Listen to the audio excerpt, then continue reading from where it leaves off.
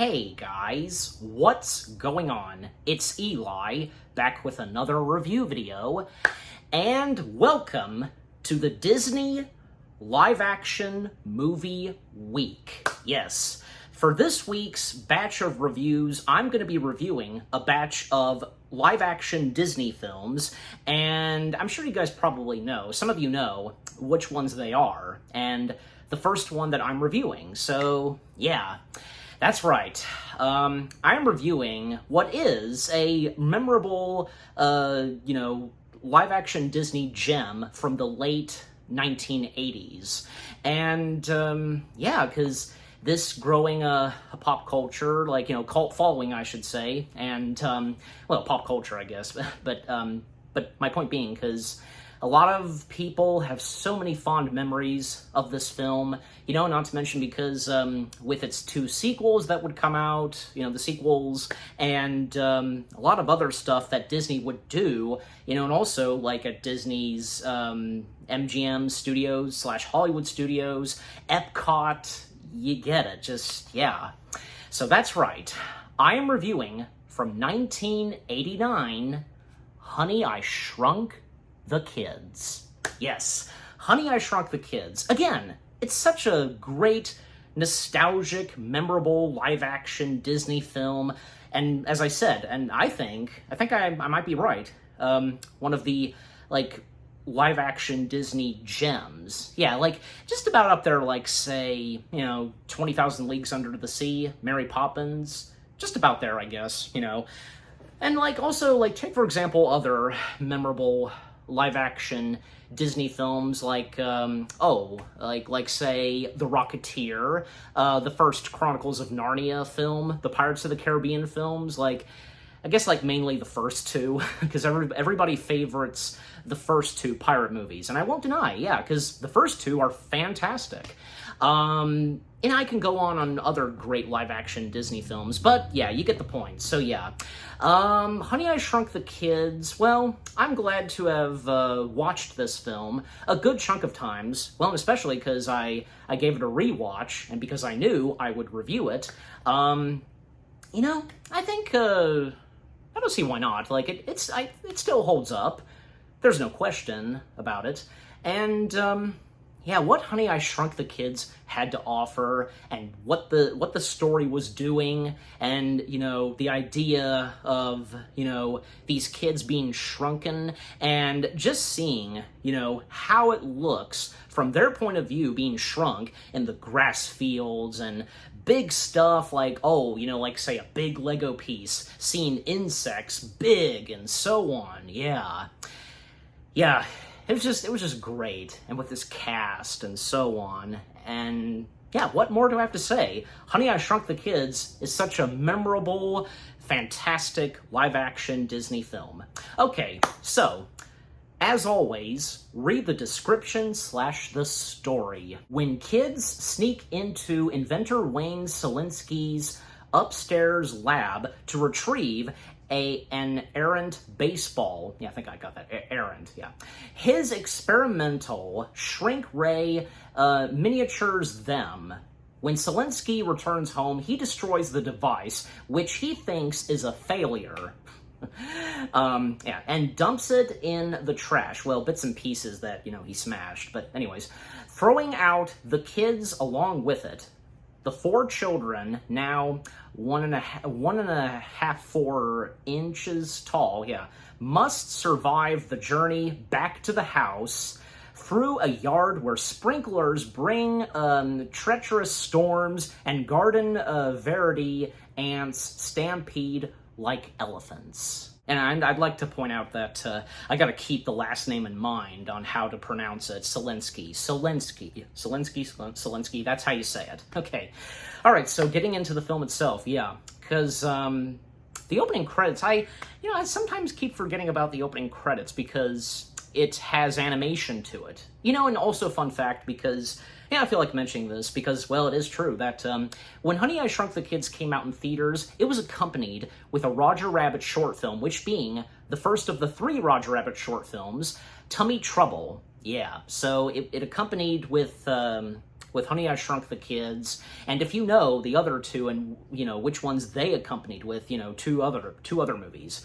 Anyways, so, you know, again, the opening credits were pretty good, and with its animation, and coming to the main location and throughout the film, you know, this neighborhood, and with two houses.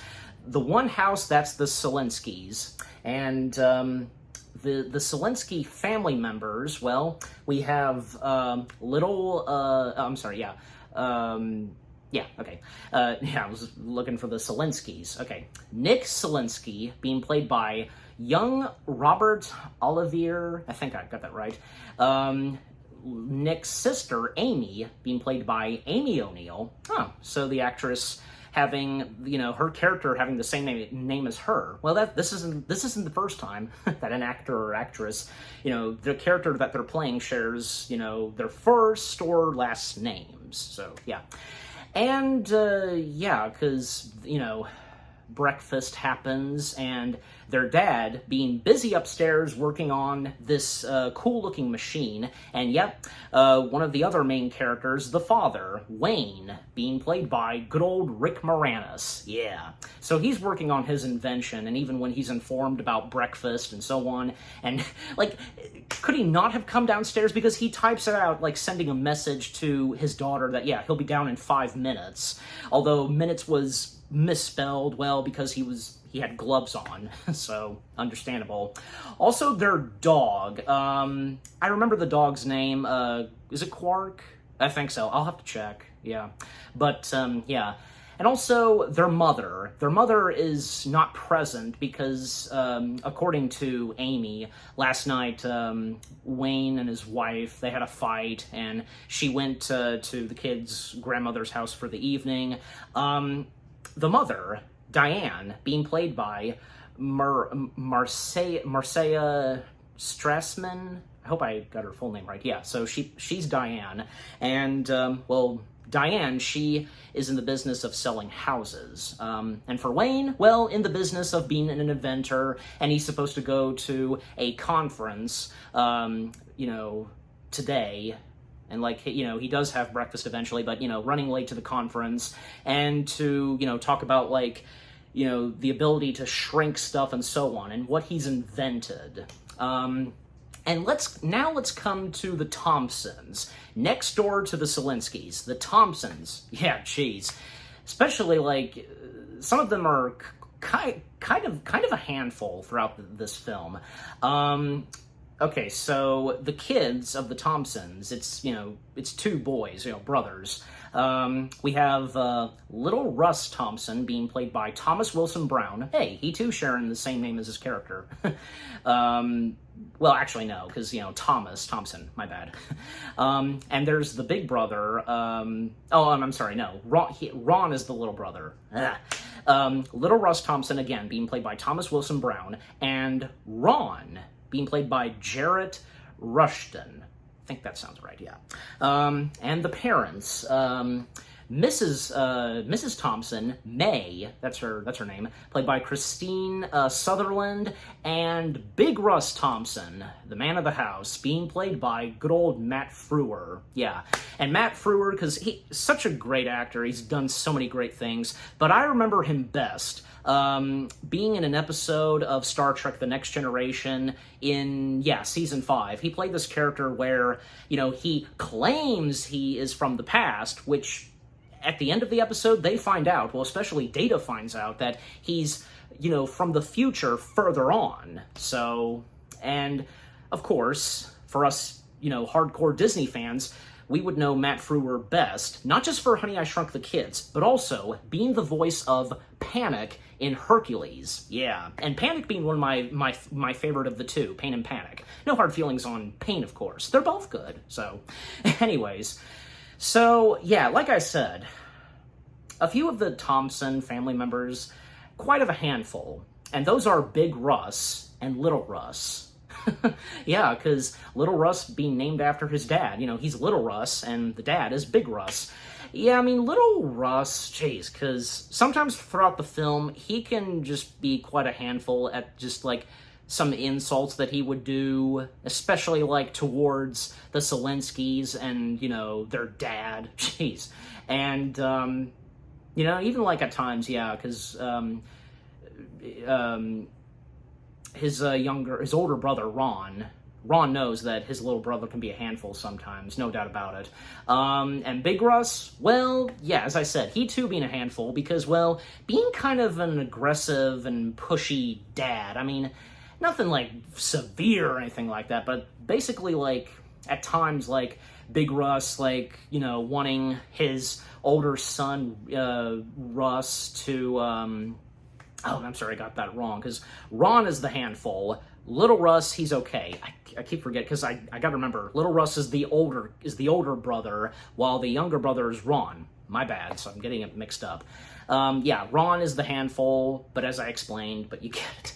So, for the dad, again, yeah, nothing aggressive, but, you know, just being hard on his kids. Well, I mean, just mainly, Russ, because, you know, wanting Russ to continue on with the football and such, and wanting his son to do something, and yeah, and also they are planning to go fishing.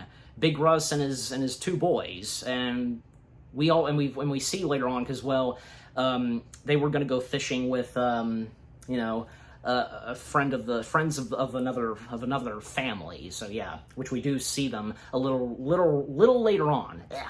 The Foresters, yeah, because they were going to go fishing with the Foresters. Ron was looking forward to fishing, but as for Russ, not really. No, he was not looking forward and wasn't even interested in fishing because, yeah, that's his dad thing, but that doesn't have to be his too. So yeah, and see what I mean? But that's not to say, and knowing Matt Frewer, him in Honey, I Shrunk the Kids, that's not to say he can't be funny. He does have some funny moments, and I should know, because, I mean, I've, especially when re-watching this film, I chuckled a couple of times at some funny things that happen with Big Russ.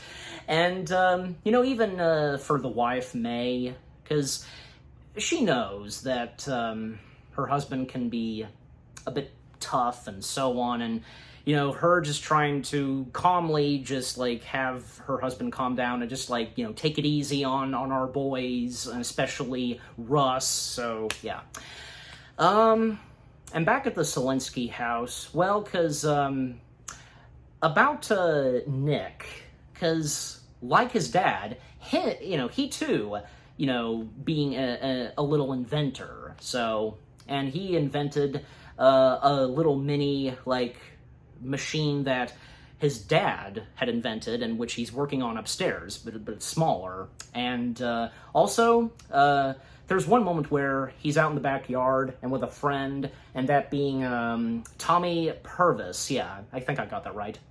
Tommy Purvis being played by young Carl Steven. As I recall, like, yeah.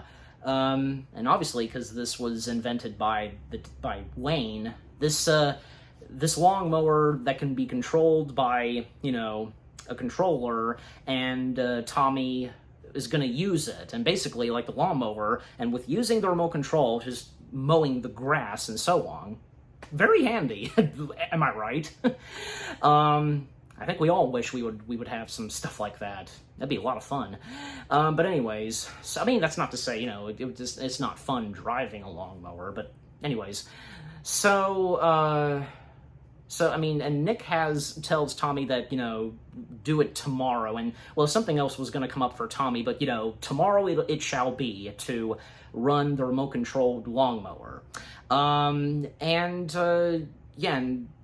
still, what goes on, not just with the Selenskys, but the Thompsons, yeah, because, you know, things looking rough between father and son, you know, the older son, Russ, and, well, and with the Selenskys still, because, you know, mom and dad had gotten into a little fight, but I think it's obvious because very later on in the film, it was nothing too major, and besides, like, it just needed to settle down, but just, you know, kind of like, just be separated, not in a bad way, and so on. And for Wayne, because yeah, the conference sequence, because he's basically talking about about the possibility and the ability, to shrink stuff, but everybody in the conference, they just find this boring, and some walk out, with the exception of one, because at least there's one scientist guy that likes what Wayne is doing, and even tells Wayne that some things that he said, while he was making that speech, he got right. And that being Dr. Brainard. Yeah, I think I did get that right. Being played by Lou Cattell. I think, yeah, I got that right. So again, that's nice to see that there's at least one scientist that's kind and a friend to poor Wayne. Wayne just, even though, because Dr. Brainhard, tried to make him feel better and so on, yeah. Just things still didn't look good for poor Wayne, during the conference. Okay, but continuing on, and to speed things up, because, yeah, at one point, well, because the Thompsons are, still preparing to go fishing. Big Russ, checking down a list of a lot of stuff that they're bringing. Seriously, do they need that much to take with them, for fishing? Jeez. And how long is the fishing trip going to be? I mean, even when we see the Foresters, they are in an RV, but I guess maybe they were going to go camping while fishing? I think so, yeah. Also, there's one moment where we find out from Amy Selinsky, the daughter, that, she was planning later in the day to go to the mall with a cute boy and such, and there's one moment where, she is dancing and mopping, and this is after when Wayne left and, asked the kids to tidy up the house a little and such. And yeah, Amy is mopping and she's also dancing and such. And Big Russ happens to see, her through the window and seeing her dance. And, well, it's pretty obvious that he has a crush on her. And also, at times, well, from the Thompsons and the Selinskys, mainly from Big Russ. And I think Amy and Diane, either one, but, just my point being is that just each of them saying about one another, weird family and such, yeah. But eventually when things look better for both families, but until we get there, that being, of course, at the very end of the film. Okay, so at one point, Ron, the younger brother, younger brother, at one point is, playing with his baseball bat and a baseball, because Ron, he's into baseball, and, just throwing the ball and hitting it, and he actually, he does hit it this time, when a couple of times he misses the ball, but then he gets it, and the ball makes its way through the window of the Selinskys' house, right up at the attic where, the machine is that Wayne was working on. It just goes back and forth, bouncing around, and causes the device that Wayne built to just go nuts. It just shoots at a couple of the couches that are in the attic, and this caused the dog to run away and such. Well, yeah, because the dog having a huge part, and especially because the dog being very smart and knowing that the kids that have shrunk, and helping out the kids at times. So, and when Wayne comes back, well, before he does, Big Russ and Ron, of course, Ron knowing that it crashed into the window, Big Russ, Little Russ, noticed this, and, well, just, took his younger brother over to the house, and, to just tell, if he doesn't tell them, he'll tell him, and that kind of stuff. And, they knock on the door, the kids come in, and, well, basically, Ron and Nick, they have to go up to the attic, and again, Ron just sometimes criticizing the Selinskys, and especially, giving Nick a hard time, a few times in this movie. So Nick and Ron, they head up, and sure enough, well, the machine does something. and, well, we don't see what happens. And then, when Amy and Little Russ, they go upstairs, well, they don't see, Nick and Ron, and where could they be? Well, the machine activates itself again, and, well, what happens to Amy and Little Russ? They shrink as well. Both of the two of them have shrunk, and we also see that, the same thing happened to, poor Nick and Ron. All 4 kids are now shrunk, and throughout the rest of this film. Okay, so when Wayne comes back home, and there's no sign of his 2 kids and so on, well, at one point, because he does make his way up to the attic, and even when the 4 kids are trying to get his attention, he can see that the window's broken, and he can see, the baseball and with the machine. But little did he know that the machine did work, and it shrunk all 4 kids, all 4 of the kids, but because, of course, he doesn't know that, he does think that the machine is just now worthless, and it just does not work, and thus he gets a bat and he smashes it, and boy, big mistake. And, well, when he sweeps the pieces, and along with those pieces of the machine, the 4 kids going in a trash bag, and, well, throwing the trash bag out through, over the fence of the backyard, and yeah. And so the 4 kids, well, because they get out of the trash bag, and thus, throughout the rest of the film, making their way through the grass fields of the backyard of the Selinsky's house. Yeah. And now, of course, now comes the time to talk about the practical sets. Fantastic. What Disney, those that worked on Honey, I Shrunk the Kids, doing the set designs, and just making, from their point of view, being shrunk and, going through the grass and such. Amazing. And making, small things become big. Again, from a Lego piece, and insects, and the practical effects, and so on. And imagine if this was made today, very well, because they would go for CGI, but it's great that, everything in this was practical. All practical. Rightfully so, and for this movie. Because I think it's obvious they would have to, do a bit of research and, well, just look at a grass field and see and how they can do it, making it large and so on. And I think they did pretty well. Maybe, because how the grass looks bigger, possibly. How it would look, being thick or something, just, I don't know. I'm sure you get my point, but yeah.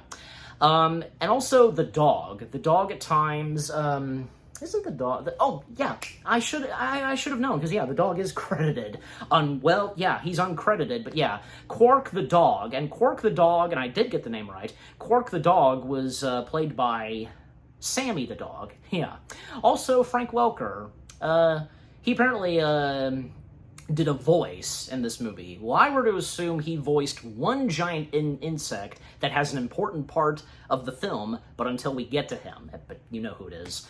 So yeah, and to speed things up, because, yeah, them just going through the grass fields, even when, once or twice they get separated, Amy is with Ron, and little Russ is with Nick. And poor Amy, because she has to deal with Ron and Ron's criticisms and stuff like that. And even when, at one point, Ron was thinking that maybe this could be a dream, and Amy was playing along with this, but not for long, because just grabbing him by the ear, yeah, understandable, and he kind of deserved that because, just some harsh things that he was saying.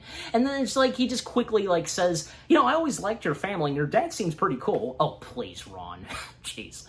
And as for Wayne, well, because he of course he's wondering where his 2 kids are, and then of course the Thompsons, they're wondering where they're at too. Big Russ thinks that maybe they ran away, but the mom, May, she doesn't think so. And even when at one point, yes, because I mentioned them and now I can talk about them more, and yeah, the Forresters. The Forresters who were going to be with, the Thompsons. The Thompsons basically tagging along with them in their RV going fishing. Mr. and Mrs. Forrester, Dawn and Gloria, being played by Mark L. Taylor and Kimmy Robertson. Kimmy Robertson, I know very well. She's done a lot of voice work. Most notably, she's best known for the voice of the feather duster, Plumette. That's how the feather duster's name is in the animated Beauty and the Beast, Plumette. And yeah, not just that, but other voice roles that she's done. I know that there were other animation stuff where I heard her voice, but also for live action, yeah, she's done a handful. Especially, she was in an episode of Drake and Josh, where Drake and Josh are watching this baby. I'm sure you would remember that episode. Yeah, so that was her, the mother of that baby. Yeah, so again, Dawn and Gloria, they are there, and well, what are they going to do? What is Big Russ going to say to Dawn? And because there's no sign of the kids, they're his kids, just saying that he and the kids are not able to attend, and saying that his wife is not feeling well, and also mentioning plumbing, and well, this does upset Dawn. And even at one point, Gloria noticed that Wayne in the backyard, was, at that point looking for his kids and saying that there's a flying man, and even Dawn did notice that right before getting back on the RV. Because coming back to Wayne, and to go ahead and come to this, Wayne, of course, when he starts to figure it out, putting the puzzle together, because, he's holding a bat, and he's out in the backyard, and even when, his wife, Diane, she came back at one point, and because again, there's no sign of their two kids, and Wayne, of course, keeping an eye out, and again, he's out in the backyard, he's holding a bat, and he realizes that Nick doesn't play baseball. Something's odd and suspicious about this.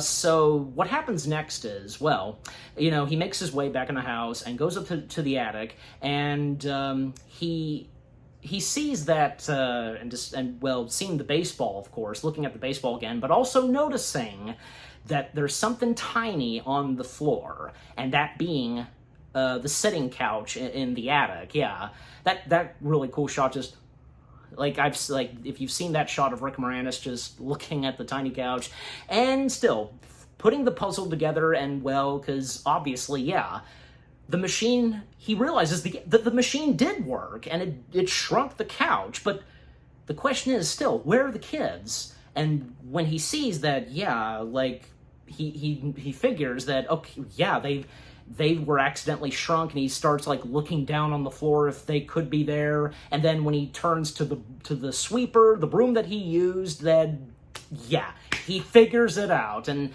again, how is he supposed to know this? Okay, it's not his fault, not really. And of course, Wayne realizes that he accidentally screwed up, and it was a mistake to destroy a little bit of the machine, and now he has to repair it and put new, bits and pieces on it. And by the way, because mentioning more about the shrink ray device, I think that's the specific name of it, because there was this, the one Disney Plus show that was taken off, Prop Culture, there was a really good episode where, it centered on the props of Honey, I Shrunk the Kids, and one of them being the shrink ray that Wayne Selinsky invented. Because it's, nothing bad happened to it, although it was missing some bits and pieces, and in the end, they managed to replicate some of the missing pieces, and it looked the same as it did when, since day one of filming Honey, I Shrunk the Kids. Yeah, so that was pretty cool. And also, Rick Moranis had a few props that he kept, and even the kid actors, now grown up, they got to reunite with one prop that was a headpiece of one insect. I'm sure you know what it is. So that was great. That was a good episode. And if you've seen prop culture, so just wanted to mention that. Yeah. So again, Wayne, he has to, rebuild the machine just a little with some missing pieces and, replacing them with new pieces, taking some pieces from the house, like, taking a few pieces from, like, say, the cat clock, the eyes going back and forth, that and the tail moving, that clock. It's black and white. Is it supposed to, I seem to forget, like, kind of resemble, maybe a nod to Felix the Cat, because Felix the Cat being a black and white cat, well, because the Felix the Cat cartoons were black and white. So, anyways, and so, yeah, Wayne trying his very best to try and find the kids and also avoid stepping on the grass field in the backyard as best he can. Like, when he has to, like, climb on the fence post and such, and even, like, make a contraption where he can, lay on and swing, that kind of contraption that he makes. And when Gloria Forrester noticed Wayne in the backyard and, like, saying that there's a flying man, there's a man flying, yeah, and, like, because he's like, Wayne just unfortunately just having difficulty trying to find them, especially how little they are. And coming back to the four kids, because, of course, when they were separated at one point, they, of course, are, together again.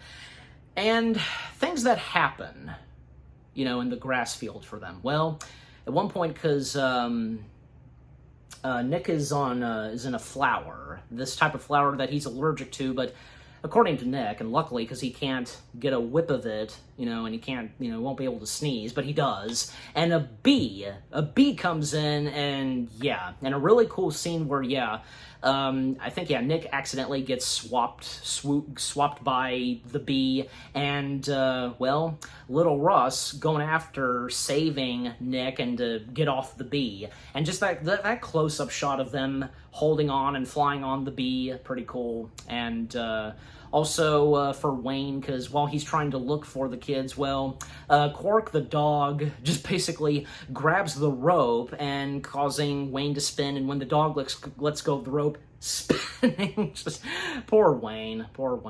And eventually, yeah, because when Diana came back, Diane came back, Wayne informs her that the device that he built, it works, and she's happy to hear, and he even shows her the couch that shrunk, and also tells her that the kids were accidentally shrunk, and hence the title, Honey, I Shrunk the Kids.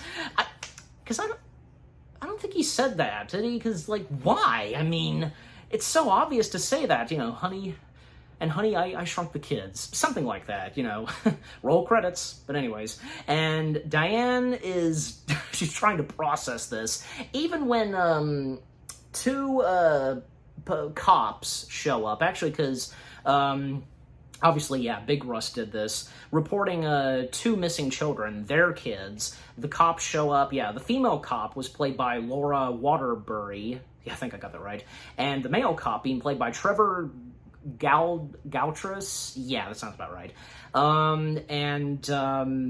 So they come in and, if there's going to be any signs of their two boys and so on, and things just get a little bit awkward for the cops, just, with and especially with Big Russ.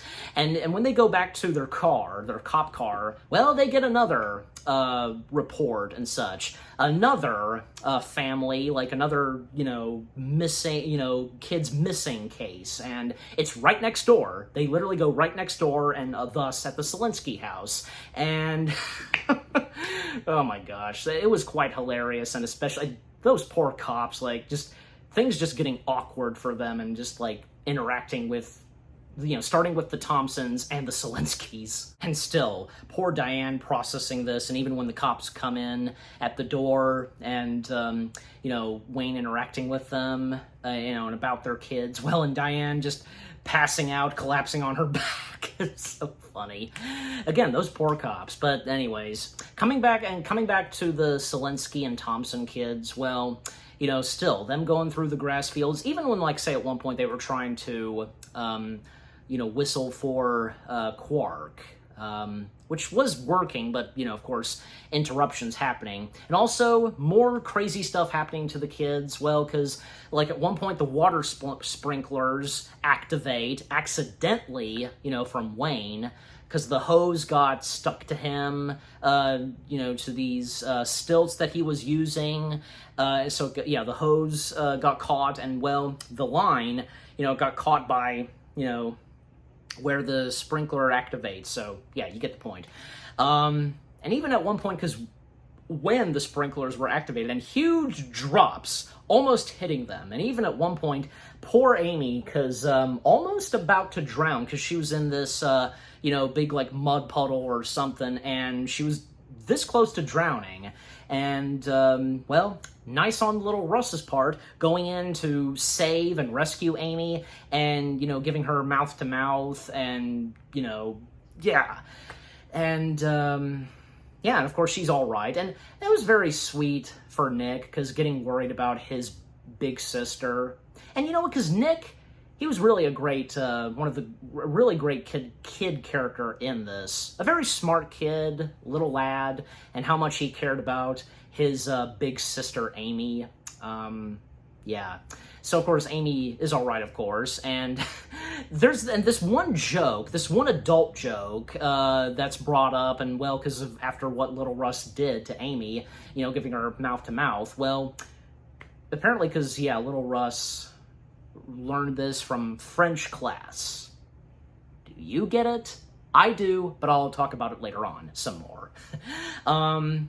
And even at one point, yes, let's talk about this one other character, the ant. Yes, because at one point, they are hungry, and they just so happen to see a giant cookie, and going to eat the cookie, but then when they start eating it, well, it just so happens that an ant is there eating the cookie, and they think they're going to get killed by this ant. They hide, take cover, and that's when Ron gets an idea that maybe they can use the ant to ride on to get, further to the Selinsky house. So they do so, trying to, ride on the ant and so on.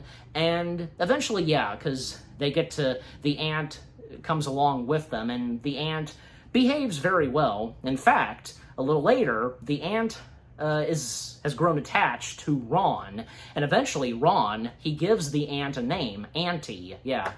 And by the way, Auntie in this, and another insect that pops up a little later on, because them being stop motion, but sometimes close-up shots, and, especially with the kids, practical, puppets and so on. The stop-motion puppets of the insects and Auntie, because it was Phil Tippett, the one and only Phil Tippett, big-time, member of Industrial Lights and Magic, and short for, in short, ILM, yeah. Because basically, yeah, Phil Tippett, really good at doing, stop motion and puppets, and, even doing, like, the Rancor puppet, in Return of the Jedi. So that's his skill and talent. And especially when he was tasked to do stop motion puppets for Jurassic Park, because originally the dinosaurs, and there's even some test footage with the velociraptors where they were going to be stop motion, and it looked pretty cool, but that's when they went with computer animated dinosaurs, which, yeah, I mean, even when that happened, yeah, because Jurassic Park, it made film history. And poor Phil Tippett, because, he actually was depressed when the dinosaurs were not going to be stop motion. But I think, he got through it and had no problem, because when the dinosaurs were computer animated. But at the same time, they were still practical. Like, there was still some practical puppets of the dinosaurs that were on screen. So we still had that in Jurassic Park. And, well, in Honey, I Shrunk the Kids, the insects in this, they are puppets, and, well, up close, they're practical puppets and such, animatronics. Yeah. And that's the thing, because, yeah, as I mentioned prop culture a little earlier, because, yeah, the kid actors, they reunite with the headpiece of Auntie. Yeah, and unfortunately, because Auntie just basically being like an exoskeleton or just something, I think you get my point, yeah, because, yeah, and, well, I mean, technically, Auntie, what remains of the prop of Auntie is the head. So, yeah. I think, like, if I remember correctly, the eyes still looked fine. But anyways. So, yeah. Again, Phil Tippett doing the practical effects, the stop-motion puppets of Auntie. Really good. And also, to mention the director of Honey, I Shrunk the Kids, Joe Johnson, because he, too, coming from Industrial Lights and Magic, and being no stranger to being a director, because, well, of course, him directing Honey, I Shrunk the Kids, and he would go on to direct another great, memorable live-action Disney film that I mentioned, The Rocketeer, and he would find himself directing one of the Jurassic Park films, which being my favorite, Jurassic Park 3. And I know it's not the best, but, I'm entitled to my opinion, and it's my favorite, okay? I'm sure I'm not the only one that would consider Jurassic Park 3 being, my favorite. But anyways, so Joe Johnson, what he brought to Honey, I Shrunk the Kids, great, fantastic. So yeah, again, the kids now accompanied by Auntie, and again, Auntie growing attached to Ron, and even Ron, he wants, the ant to go away. Well, no, because by this point the ant has grown attached to Ron, and again, Ron naming the ant Auntie. And at one point, they rest for the night at this giant blue Lego piece, and that was awesome, like them building the giant blue Lego piece. Awesome. So they stay there for the night, even when at one point, because they, Big Russ, because he was seeing what was going on in the backyard of the Selenskys, and at times, like, smoking a cigar, even when his wife, tells him that he shouldn't smoke. Well, because at one point he was smoking, he flinged it over at their backyard, the Selenskys' backyard, and it just happened to land, like, towards and where the kids were at, but a smart move on Ron, because he had a great idea where taking bits and pieces of, what was still burning in from the cigar, and yeah, making a torch and lighting the way and when it gets dark. Very clever on Ron. So again, them staying, at the blue Lego piece, and then, well, especially by this point, Amy lost her chance, going to the mall, and by the time, up to when they're at the giant blue Lego piece, things start to happen between May and Little Russ, because this is when Little Russ confesses his feelings, I should say, to her, and she wonders why he never came by. And he, him saying, and I kind of made a good point, that being too famous and such, and being recognized and so on, and she gets it, and she does feel bad. And that's when at one point they go for smooching and so on.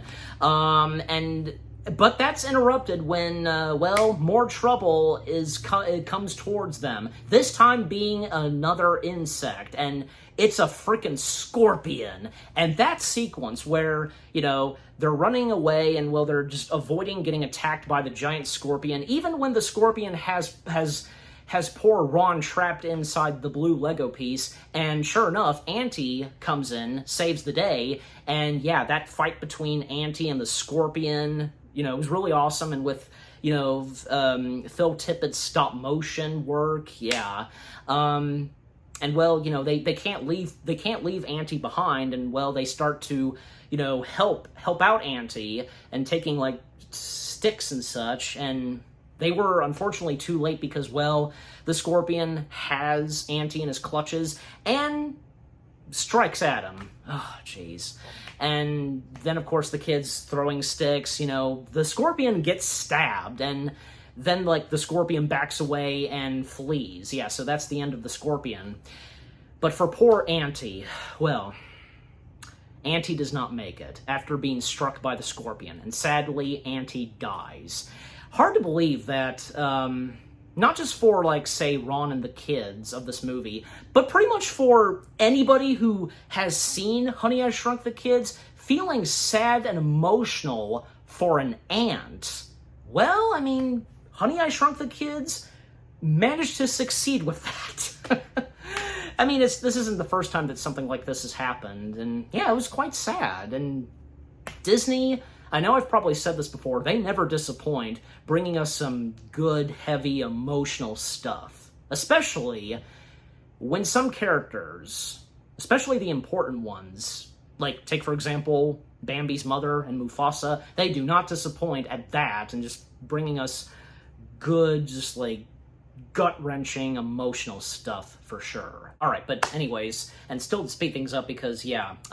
Also, yeah, Wayne and Diane, they did inform the Thompsons about what happened to, you know, their two boys. And Big Russ, of course, like, you know, I mean, both of them are upset, but especially Big Russ, and, you know, upset over Wayne, and kind of, like, threatening him and such, you know. Just being a mouthful, and just so on.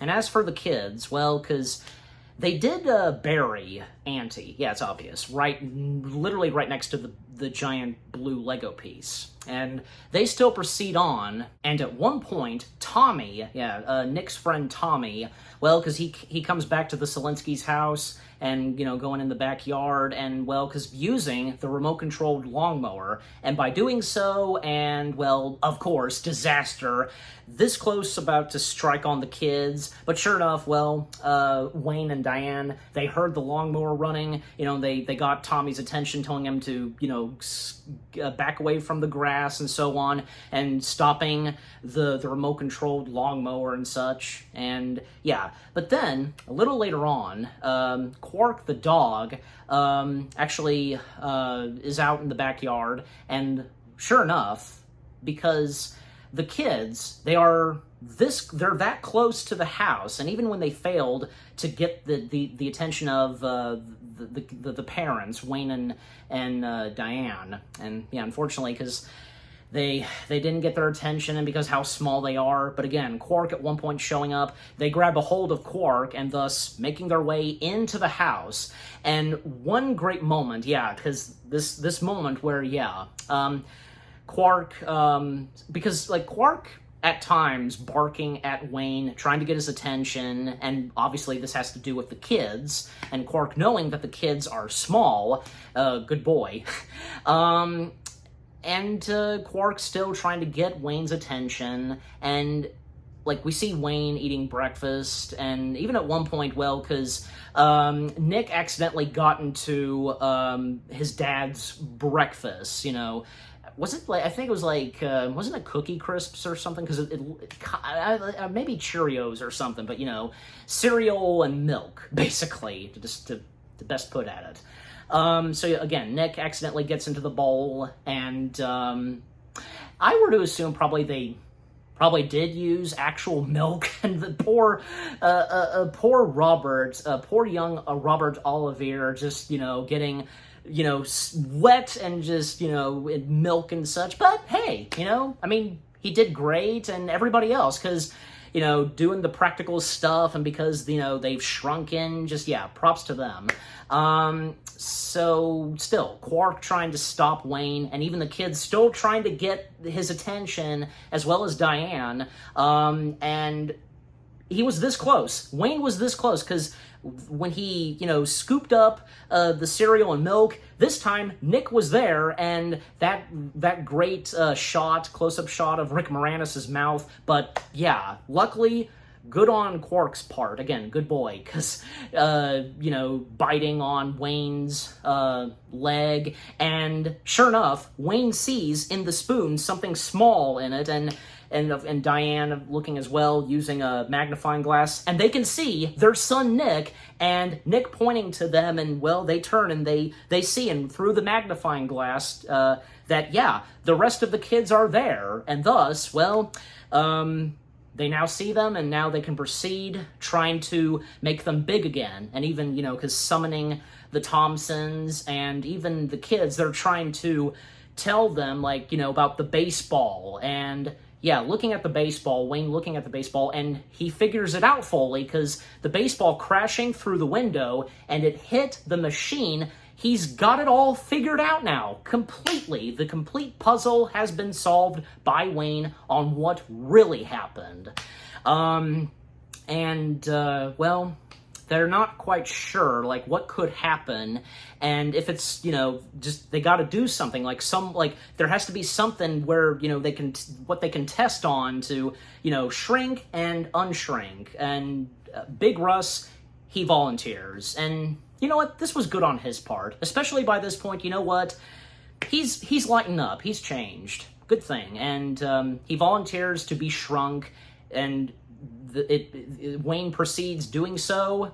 He has shrunk, and then unshrinking him, and he's back to, the right size. But unfortunately, not quite, because the a hat he was wearing, it was red, doesn't really, fit him entirely.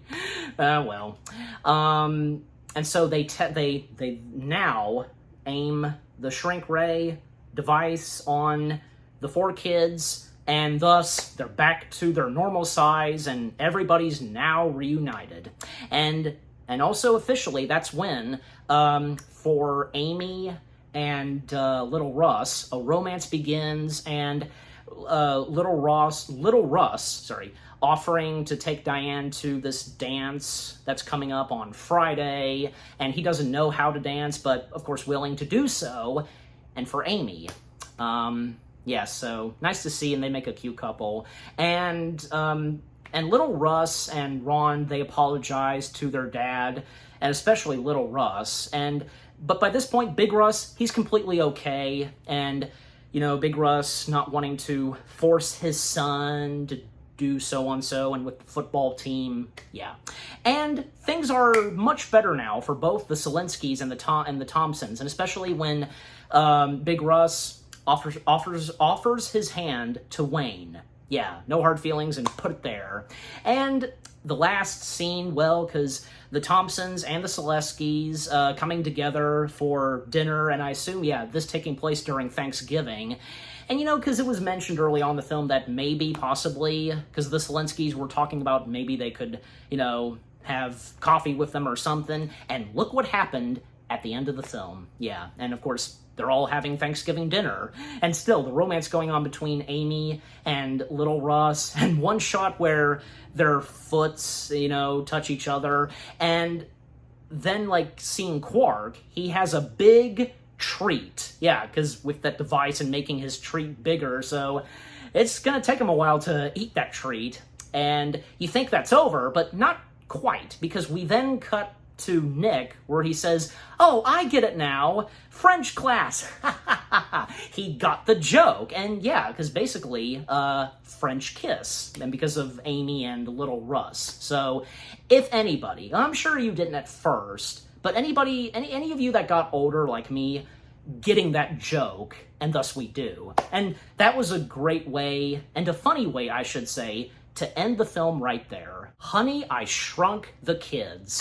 Yeah, just, again, what a memorable, nostalgic, live-action Disney film from the late 1980s. Yeah, because it's fantastic. The story was really good. The characters, and, with the practical effects and the stop motion to it with the insects, the inventions and contraptions, gadgets from Wayne, the music and score, yeah, because the music and score in Honey, I Shrunk the Kids, really good piece of music. And, the music and score for this movie.